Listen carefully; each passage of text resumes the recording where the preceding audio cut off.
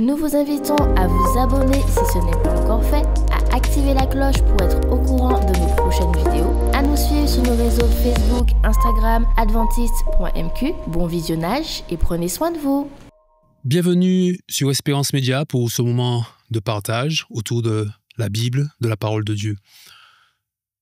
On raconte l'histoire d'une communauté en Inde dirigée par un sage. Ce sage avait un chat auquel il était très attaché, mais voici, le chat avait un défaut. Il perturbait le recueillement des fidèles pendant le grand office du soir. Le sage a alors demandé qu'on attache le chat pendant cet office du soir, et ainsi donc à chaque fois que le grand office avait lieu, on attachait le chat. Et puis un jour, le sage est mort et on a continué, malgré tout, à attacher le chat. Et quand le chat est mort, qu'a-t-on fait? On a cherché un autre chat pour pouvoir l'attacher pendant le grand office du soir. Et dans cette communauté, ceci a duré pendant des années, des siècles. Il s'est même trouvé des gens, des spécialistes pour écrire des livres, pour expliquer pourquoi et comment il était important d'attacher un chat pour que l'office du soir se passe bien.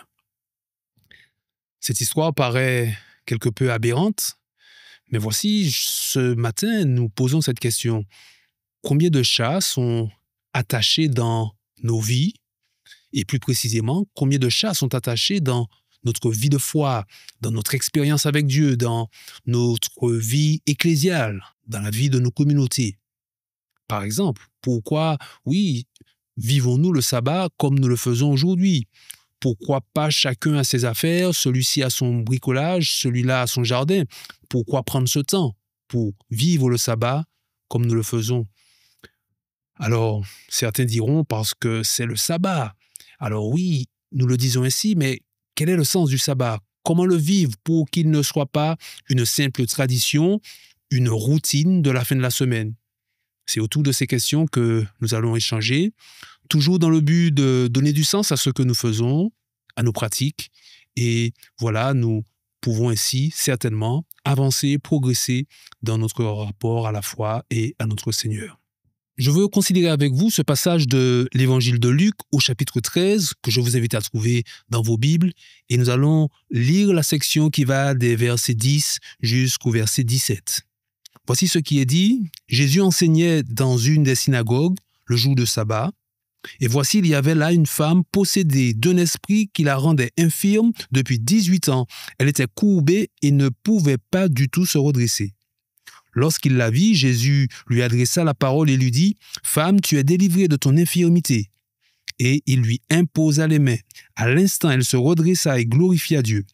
Mais le chef de la synagogue, indigné de ce que Jésus avait opéré cette guérison un jour de sabbat, dit à la foule: « Il y a 6 jours pour travailler, venez donc vous faire guérir ces jours-là, et non pas le jour du sabbat. » Hypocrite, lui répondit le Seigneur, est-ce que chacun de vous, le jour du sabbat, ne détache pas la crèche de son bœuf ou son âne pour le mener à boire?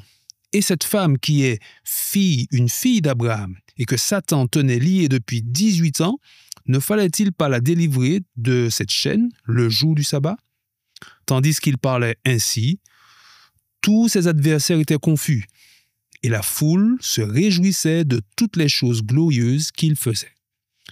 Et donc voici ce passage dans lequel on retrouve Jésus qui enseigne dans la synagogue le jour du sabbat. Cette situation n'a rien de plus normal, elle est dans la logique des choses. Un rabbi, Jésus, qui enseigne la foule le jour du sabbat, quoi de plus normal?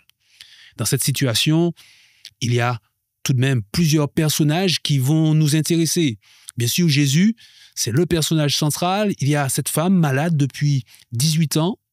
On peut aussi considérer et s'arrêter sur le chef de la synagogue et sur la foule présente. Donc oui, le sabbat est bien le jour pour entendre la parole de Dieu, pour entendre sa proclamation, sa prédication. C'est le temps idéal pour partager et enseigner ses valeurs.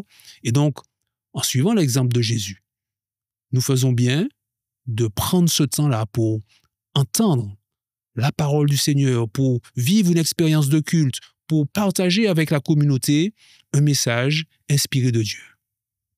Le culte, la célébration, vivre tout cela dans un groupe, dans la communauté, correspond tout à fait à l'enseignement de la Bible. Maintenant, cette situation idéale où tout semble aller pour le mieux, dans le meilleur des mondes, cette situation va être perturbée. Un premier nœud va venir perturber cette belle image du sabbat. Dans la foule présente ce jour-là, Jésus voit une personne en particulier, une femme. Elle est infirme depuis 18 ans. Elle est courbée et n'arrive pas du tout à se redresser. Le nœud dont nous parlons se trouve dans le corps même de cette femme. Maintenant, Jésus a vu cette personne. Alors, il lui parle, il la touche. C'est tout l'être du Seigneur qui est impliqué dans son action en faveur de cette personne. Il lui adresse une parole personnelle, une parole qui libère tout simplement. Lorsque Jésus la vit, il lui adressa cette parole, ces mots, pour lui dire « Femme, tu es délivrée de ton infirmité. » Il posa les mains sur elle et immédiatement elle se redressa. Le récit que nous avons dans nos Bibles nous résume ce qui s'est passé sans donner forcément tous les détails, mais on peut aisément imaginer Jésus échanger avec cette femme. Elle lui a parlé de son parcours, de sa maladie, des années de souffrance, de son désir d'être guéri. Et c'est après cet échange personnel que Jésus a pu lui dire « Femme, tu es délivrée de ton infirmité ».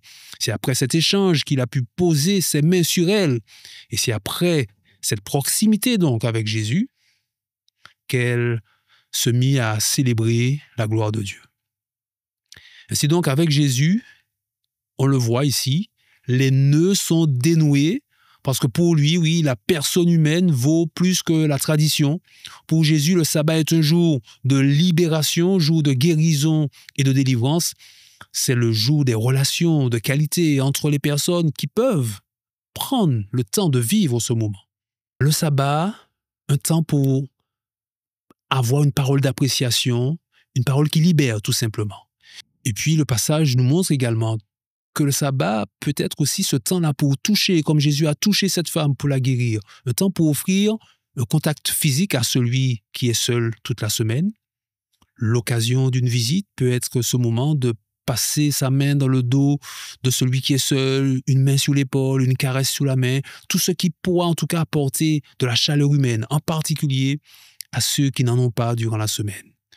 Donc pour Jésus, le sabbat n'est pas que pour l'enseignement des Écritures, pour le culte, pour le religieux bien organisé et institutionnel. Le sabbat n'est pas que pour la relation verticale avec Dieu, c'est aussi le temps de la rencontre avec l'autre, avec le voisin qui est là dans la communauté, mais avec que finalement on ne connaît pas tant que ça. Si on prenait le temps de parler ensemble quelques minutes, on pourrait peut-être mieux se connaître, s'apprécier, s'entraider le cas échéant. Et tout cela donc débute aussi dans le foyer, entre mari et femme, entre parents et enfants. C'est en quelque part un champ de possible que Jésus a ouvert avec son vécu du sabbat, alors qu'habituellement, le sabbat était vu comme un jour de restriction, un jour où il ne faut pas.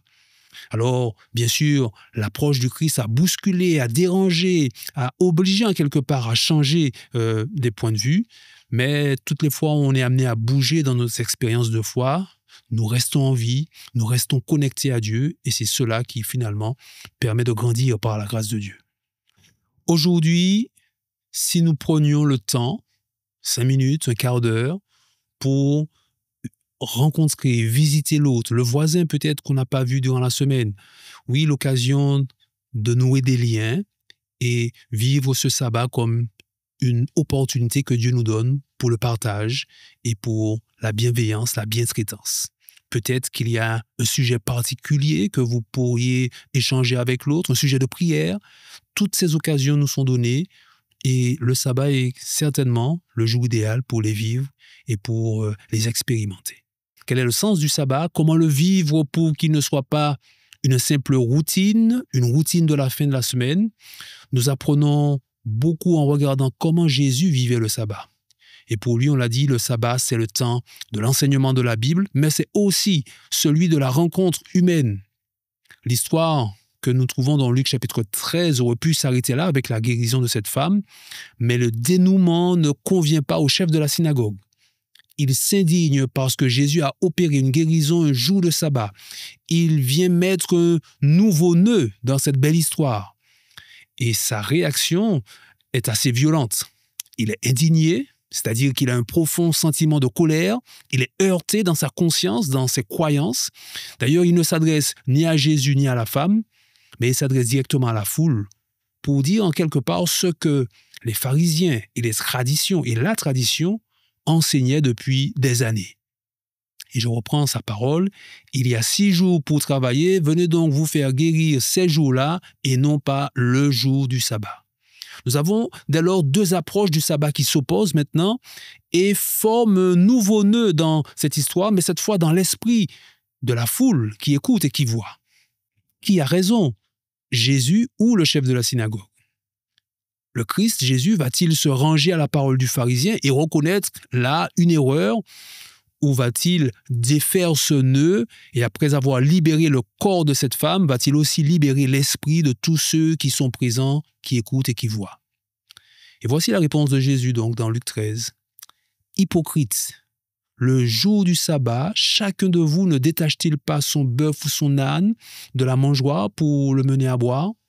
Et cette femme qui est une fille d'Abraham et que Satan tenait attachée depuis 18 ans, ne fallait-il pas la délivrer de cette chaîne le jour du sabbat? » Et donc clairement, Jésus n'a pas suivi le chef de la synagogue, et heureusement qu'il ne l'a pas suivi. Il a ainsi redonné au sabbat ses lettres de noblesse et il a réaffirmé toute la valeur que Dieu accorde à la personne humaine. L'humain, c'est la plus belle créature que Dieu ait créée sur cette terre, et toute la loi de Dieu vise donc un seul et même objectif, protéger la vie humaine, physique, mentale et spirituelle. Toute la loi vise la libération, la guérison. Et donc avec le sabbat, nous avons un cadeau de Dieu pour que nous ne soyons pas esclaves de notre travail, esclaves de l'argent. Un cadeau du Seigneur pour nous donner des opportunités de communion avec lui, bien sûr, mais aussi avec nos proches. Un cadeau à vivre, non pas comme une prison, mais comme une libération. Voici, grâce à Jésus, nous pouvons vivre le sabbat de manière rafraîchissante. Il l'a dépoussiéré et nous a redonné ce cadeau de Dieu. L'histoire du Christ, ce jour de sabbat, s'achève finalement avec la honte du chef de la synagogue. Cette fin, c'est la fin de tous ceux et celles qui tordent le sens des Écritures pour faire de la relation avec Dieu une prison pour les enfants de Dieu. Mais cette histoire s'achève aussi avec la joie de la foule qui reconnaît dans la parole de Jésus la parole de la vie éternelle. Alors, moi, je voudrais simplement, avant de conclure, nous inviter tout simplement à considérer le sabbat avec les lunettes de Jésus, avec le regard de Jésus, pour que l'expérience soit toujours pour nous une expérience de libération, une expérience de rafraîchissement, de connexion avec Dieu, mais aussi avec ceux qui nous entourent. Que cette parole puisse trouver de la place dans nos cœurs. Au nom de Jésus. Nous vous invitons à vous abonner si ce n'est pas encore fait, à activer la cloche pour être au courant de nos prochaines vidéos, à nous suivre sur nos réseaux Facebook, Instagram, adventiste.mq. Bon visionnage et prenez soin de vous.